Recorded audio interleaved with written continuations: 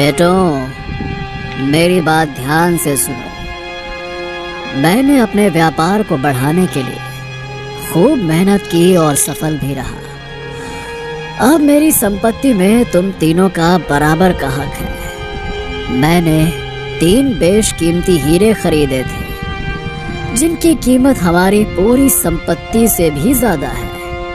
हमारे पास जो भी संपत्ति है बेटा, वो एक तरफ और ये तीनों हीरे एक तरफ। तुम तीनों भाई एक एक हीरा अपने पास रख लेना, ठीक है? पर पिताजी, वो हीरे हैं कहाँ पर? बेटा, वो हीरे अंदर वाली अलमारी में एक डिब्बे में रखे हैं। बेटा, एक बात ध्यान से सुनो। इन हीरों को भविष्य में जरूरत पड़ने पर ही इस्तेमाल करना, लेकिन तब तक इस बात को भूलकर एक साथ रहकर सामान्य जीवन ही जीना। ध्यान रहे बेटा, लालच बिल्कुल बिल्कुल मत करना मेरे बच्चों, बिल्कुल मत करना। इतना कहने के फौरन बाद ही सुंदरलाल की मृत्यु हो गई।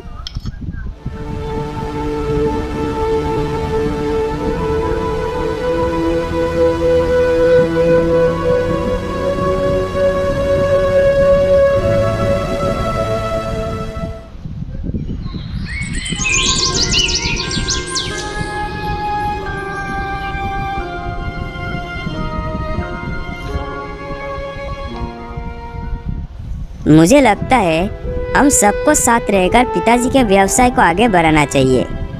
मैंने उन 3 हीरो को उसी अलमारी में छुपा कर रखा है। यदि भविष्य में हमें उनकी ज़रूरत पड़ी तो हम उनका इस्तेमाल करेंगे।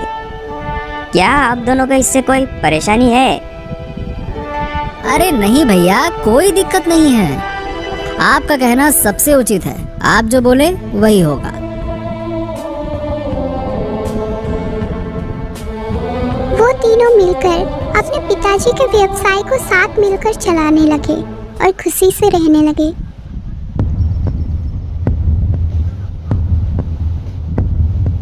पर एक दिन चेतन चिंतित होकर घर पर आया। उसे परेशान देखकर रतन ने पूछा, क्या हुआ भैया, आप परेशान क्यों लग रहे हो? मुसीबत आ गई है भाई। हमारा माल ढोने वाला जहाज समुद्र में डूब गया है। हमारा बहुत बड़ा नुकसान हो गया है।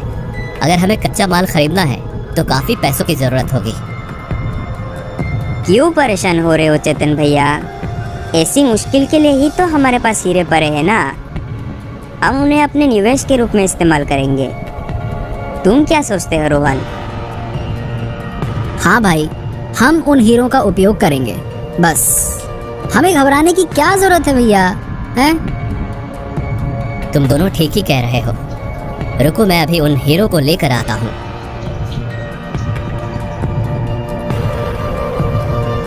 चेतन अलमारी से हीरे वाला डिब्बा निकालकर ले आया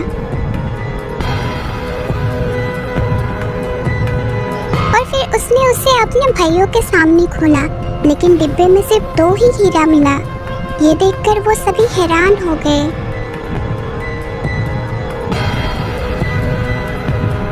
हम तीनों के अलावा किसी को भी हीरो के बारे में पता नहीं था। भैया, क्या आप हम दोनों पर शक कर रहे हैं? हैं? समझ नहीं आ रहा कि हमसे चूक कहाँ पर हुई है। चोर हम तीनों में से एक है, लेकिन हम एक दूसरे को दोष नहीं दे सकते। लेकिन हाँ, इस समस्या को सुलझाने का एक उपाय मेरे पास है। कैसा उपाय है भैया? सुनो, हमें से जिसने भी हीरा लिया है, हो सकता है वो अभी तो नहीं मानेगा, लेकिन एक दिन का समय लेते हैं। जिसने भी हीरा लिया है वो कल सुबह तक उसे वापस इस डिब्बे में रख दे, ठीक है? ठीक है। लेकिन अगर हीरा हम तीनों में से किसी ने नहीं लिया होगा तो हम सब क्या करेंगे? अगर ऐसा हुआ तो हम राजा के पास जाएंगे। तो हम कल का इंतजार करते हैं। अगर हीरा नहीं मिला तो हम सब लोग राजा के पास जाएंगे और तुम सब लोग जाओ और जाकर सो जाओ। भाइयों को अब भी उम्मीद थी कि तीसरा हीरा जरूर मिल जाएगा। वो सभी हीरे के मिलने की उम्मीद रखते हुए जाकर सो गए।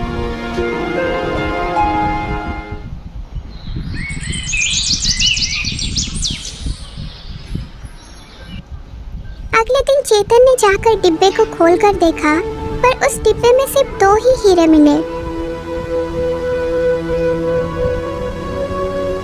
अरे इसमें तो अभी भी सिर्फ 2 ही हीरे हैं, यानी गुनहगार अपना गुनाह कबूल करने से कतरा रहा है। अरे अब हम क्या करें भैया?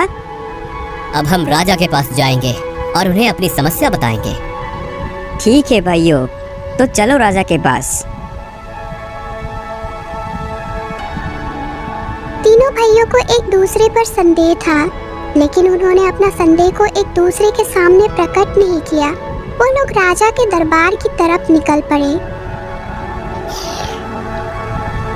और राजा के सामने पेश होकर उन्होंने अपने हीरे के गुम हो जाने की समस्या रखी। राजा उग्रसेन ने उन लोगों से कहा, मैं आपकी बात समझ गया। आप तीनों सगे भाई हो और आप तीनों के अलावा और कोई भी नहीं रहता है। ये एक बड़ी ही मुश्किल स्थिति है। मुझे जांच के लिए थोड़ा समय चाहिए। जब मुझे दोषी मिल जाएगा तो मैं आप लोगों को बता दूंगा। तब तक आप लोग इंतजार कीजिए, मैं जल्द ही फैसला सुनाऊंगा। ठीक है? धन्यवाद राजा जी, हम आपके संदेश का इंतजार करेंगे। और वो तीनों दरबार से चले गए। राजा के मंत्री को इस समस्या को सुलझाने का एक उपाय मिला, इसीलिए कुछ सोचकर मंत्री ने राजा उग्रसेन से कहा, महाराज, मुझे पता है कि आप सोच रहे होंगे कि उन तीनों में से अपराधी कौन है। मुझे तो वो तीनों ही निर्दोष लगे। अब सवाल यह है कि आखिरकार चोर कौन हो सकता है? क्या उनके घर में कोई बाहर से घुसा होगा? मंत्री जी, इस समस्या के बारे में आप क्या सोचते हैं? मुझे आप अपनी राय बताइए। महाराज, मुझे उनके घर जाने की आज्ञा दीजिए। मैं वहां जाकर समझ पाऊंगा कि आखिर समस्या कैसे उत्पन्न हुई और असल में क्या हुआ था। हाँ बिल्कुल, आप उनके घर जाइए, इससे मुझे बहुत मदद मिलेगी। जाइए। जो आज्ञा महाराज, मैं अभी उनके घर जाता हूँ।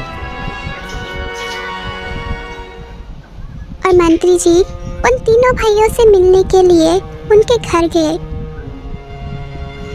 मंत्री जी को घर में आया देखकर वो तीनों चौंक गए, लेकिन अपने आश्चर्य को छुपाते हुए और अपने आप को संभालते हुए उन्होंने मंत्री जी का स्वागत किया। कुछ देर बाद सबसे बड़ा भाई चेतन ने मंत्री जी से पूछा, मंत्री जी, आपके यहाँ पर अचानक आने का कारण क्या है? महाराज की आज्ञा से मैं आप तीनों से पूछताछ करने के लिए आया हूँ, लेकिन फिलहाल तो मुझे बहुत भूख लगी है। क्या आप तीनों मेरे लिए भोजन का इंतजाम कर सकते हैं? बिल्कुल महोदय, आप आराम कर लीजिए, हम अभी भोजन का इंतजाम करते हैं। स्वादिष्ट भोजन का इंतजाम किया गया और मंत्री जी ने खूब चखकर स्वादिष्ट भोजन का स्वाद उठाया। इसके बाद तीनों भाई बड़े ही उत्साह होकर मंत्री जी क्या कहने वाले हैं ये सोचने लगे।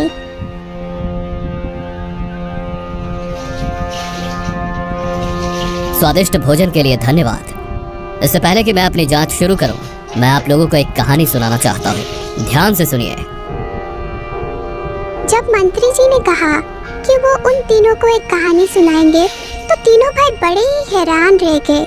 उन्हें मंत्री जी का इरादा समझ नहीं आ रहा था, क्योंकि वो तो यहाँ पर समस्या की जांच करने वाले थे और अब वो कहानी सुनाने की बात कर रहे थे। और फिर तीनों भाई बड़े ही ध्यान से कहानी सुनने लगे और मंत्री जी ने कहानी सुनाना शुरू किया।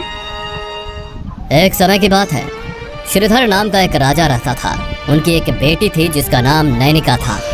वो गुरु विश्वामित्र से अपनी शिक्षा प्राप्त कर रही थी। अब वो विवाह योग्य हो गई थी, इसलिए उसके पिता ने उसको आश्रम भेजना बंद कर दिया। एक दिन नैनिका अपनी शादी की खबर बताने के लिए अपने गुरु से मिलने गई और कहने लगी, प्रणाम गुरुदेव, इतने वर्षों तक आपने मुझे जो शिक्षा दी उसके लिए मैं आपकी आभारी हूँ। इस बक्से में कुछ कपड़े और कुछ कीमती सामान है। इसे गुरु दक्षिणा के रूप में आप स्वीकार कीजिए और मुझे मेरे आने वाले समय के लिए आशीर्वाद दीजिए। नैनिका, इन सभी उपहारों को वापस ले जाओ। मैं इन्हें स्वीकार नहीं कर सकता। वैसे मेरी एक इच्छा है, अगर तुम वो इच्छा पूरी कर सकती हो तभी मैं तुम्हें अपनी इच्छा बताऊंगा। गुरु की इच्छा पूरी करना सबसे बड़ा पुण्य का काम है। बताइए गुरुदेव, मैं आपकी इच्छा कैसे पूरी कर सकती हूँ? तुम्हारा विवाह होने के बाद उसी रात तुम्हें बहुत से गहने से साज धज कर अकेले ही मेरे आश्रम में आना होगा। बताओ, क्या तुम ऐसा कर सकती हो? नैनिका को अपने गुरु की इच्छा सुनकर बहुत आश्चर्य हुआ, लेकिन उसने वचन दिया था, इसीलिए वो सहमत हो गई और कहने लगी, गुरुजी, मैं आपकी इच्छा को सुनकर थोड़ी सी उलझन में पड़ गई हूँ, लेकिन फिर भी मैं अपने वचन पर कायम रहूंगी और आप जो कहेंगे मैं वो करूंगी। अब आप मुझे जाने की आज्ञा दीजिए। नैनिका, अब तुम जा सकती हो। नैनिका ने अपने गुरु से विदा ली और कुछ ही महीनों के बाद उसकी शादी नालंदा के राजा विजय से हो गई। शादी की रात नैनिका ने अपने पति से अपने गुरु की इच्छा के बारे में बताया। उसकी बातें सुनकर उसके पति ने नैनिका से कहा, नैनिका, गुरु भगवान के समान होते हैं। मुझे लगता है कि उनकी इच्छा के पीछे कोई ना कोई कारण जरूर होगा। तुम जरूर जाओ और उनसे मिलो। मैं आपके जैसे पति पाकर धन्य हो गई, जो एक पल भी बिना कुछ सोचे समझे और शंका किए मुझे गुरुदेव से मिलने जाने देने के लिए तैयार हो गए। मैं जाकर अपने गुरुजी से जरूर मिलूंगी और उन्हें दिया हुआ वचन मैं जरूर पूरा करूंगी। यही उनकी गुरु दक्षिणा है। नैनिका ने खुद को गहनों से सजाया और पति की आज्ञा लेकर अपने गुरु से मिलने चल पड़ी।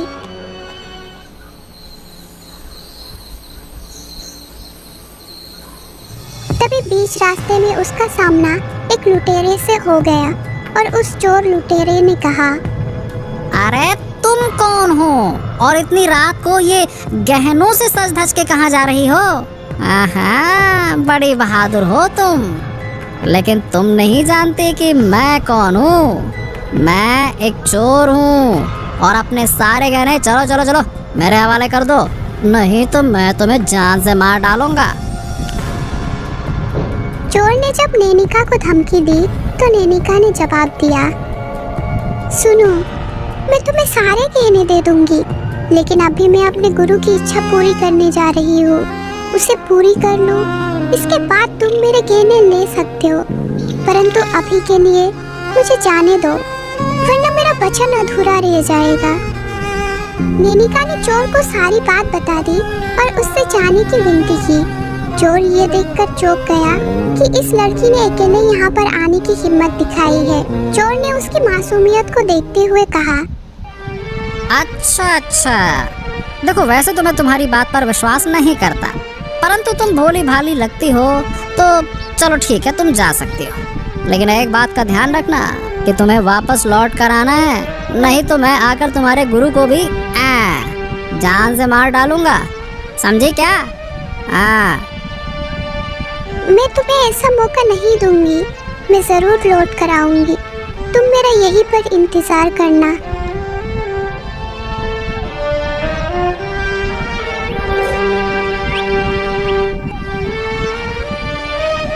नैनिका अपने गुरु से मिलने पहुंची। नैनिका को देखकर उसका गुरु बहुत ही खुश हुए, क्योंकि नैनिका ने अपना वचन पूरा किया था। बहुत अच्छे नैनिका, मुझे खुशी है कि तुमने अपना वचन पूरा किया, और साथ ही साथ मुझे इस बात का भी खुशी है, मैंने आज तक तुम्हें जो शिक्षा दी है तुमने उसको बहुत ही अच्छा से सीखा। तुमने मेरी इच्छा पूरी की, ये जानते हुए कि इस समय अंधेरे में आना खतरनाक है, फिर भी तुम आई। तुम बहुत ही बहादुर और विश्वासी हो। मैंने सिर्फ तुम्हें तुम्हारी योग्यता की परीक्षा लेने के लिए ही बुलाया था। तुम मेरी परीक्षा में उत्तीर्ण हुई। नैनिका ने खुशी खुशी अपना गुरु का आशीर्वाद लिया उसके बाद वो जंगल की तरफ आगे बढ़ने लगी। जैसे कि उसने वादा किया था, वो चोर के पास वापस आई।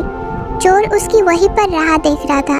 नैनिका की ईमानदारी को देखकर वो चौंक गया और नैनिका ने उससे कहा, मैं अपने वचन के अनुसार वापस आ गई हूँ। अब ये सारे गहने तुम्हारे हैं। चोर को अपने व्यवहार के लिए बड़ा ही पश्चाताप हुआ। उसने नैनिका के आत्मविश्वास और ईमानदारी को देखकर आत्मसमर्पण कर दिया। सुनो, मुझे माफ कर दो।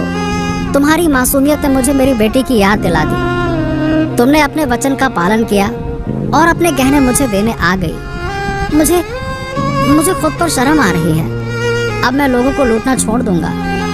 बस मुझे मिल गया मेरा सबक। अब तुम जा सकती हो। मैं तुम्हें परेशान नहीं करूंगा। जाओ। उसके बाद नैनिका महल में लौट आई और उसने अपने पति को सब कुछ बताया कि कैसे गुरु ने उसकी परीक्षा ली, और उसके बाद वो अपना जीवन सुखपूर्वक बिताने लगे।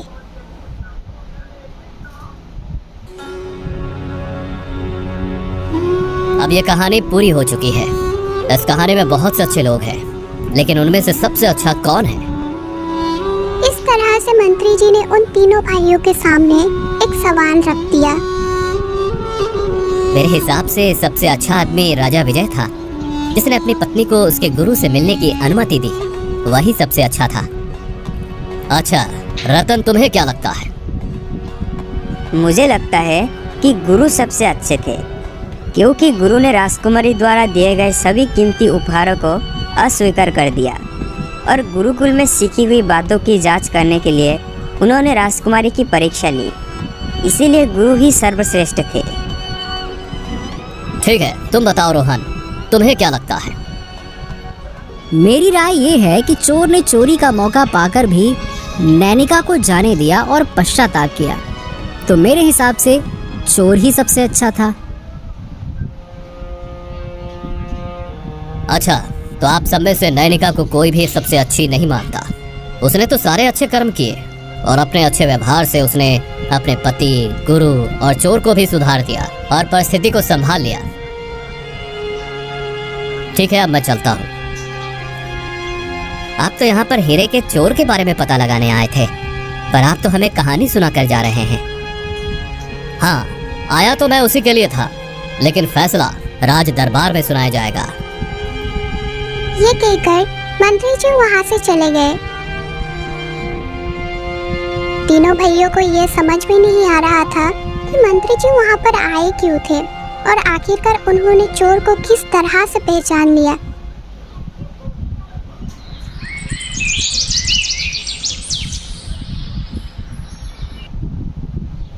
अगले दिन सुबह मंत्री जी राजा से मिले और कहने लगे, महाराज, मुझे पता चल गया है कि तीनों में से चोर कौन है। बहुत अच्छे मंत्री जी, बहुत बढ़िया। आपको पता चल गया तो बताइए, कौन है उन तीनों में से चोर? महाराज, सबसे छोटा भाई रोहन ही चोर है। आप इतने विश्वास से कैसे कह सकते हैं?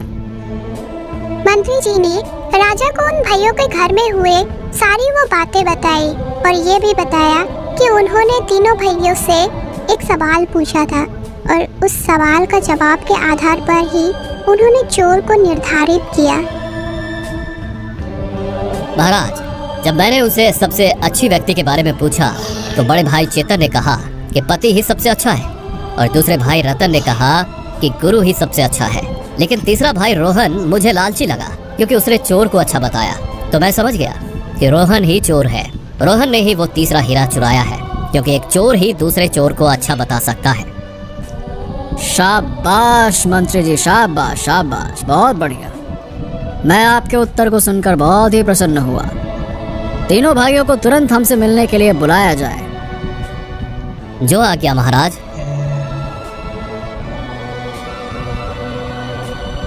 और फिर राजा के आदेश के अनुसार तीनों भाई राजा से मिलने के लिए दरबार में हाजिर हुए। उन्हें देखकर राजा ने कहा, सारी बातों की जांच करने के बाद मैं इस नतीजे पर पहुंचा हूं कि दोनों हीरे चेतन और रतन के हैं, रोहन के नहीं। और यही मेरा अंतिम फैसला है, क्योंकि रोहन पहले ही अपना हीरा चुरा कर निकाल चुका है। फैसला सुनने के बाद रोहन समझ गया कि उसकी चोरी पकड़ी गई है और वो बिल्कुल चुप रहा और उसने कुछ नहीं कहा।